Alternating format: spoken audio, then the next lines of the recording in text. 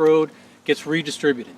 That big gray box up there, the big circle thing, what Yes. did you say that was? That's called the transformer. And what they do with that is they typically bring in high voltage of electricity into a particular area, and then they'll come to one of these transformers, and that'll kind of bring down or tone down the electrical current, where it gets distributed to the usable amount for homes, so we're not frying homes, the electricity, refrigerators, that type of thing, in the different facilities. In between the electric, there's kind of it's called a safety zone or the neutral zone.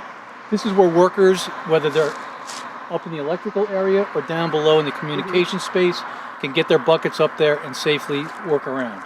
So you see people up in the air, like we've all driven by them. That place they're hovering it's literally an intentional spot between the two zones. Exactly. That's on every pole you'll see that space there is free of wires and other things. Right below that is what's called the communication space, and that's the space where you'll get all your cable TV, your telephone, all your communications, fiber optics, and in some cases there may be a fire line. That's our mount, and you'll notice it looks like there's a number of cables going in and out of there.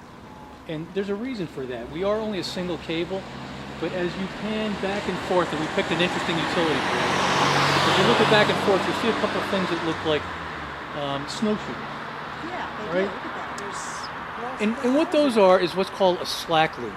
And the reason there's a slack loop is if we need to extend down the road farther, or other customers want to get on board where we need more fiber, this slack loop allows us to extend an extra quarter of a mile, gives us extra fiber to work with. So again, we're at a very interesting point on Cable Road here, in that little box. Okay. Yep.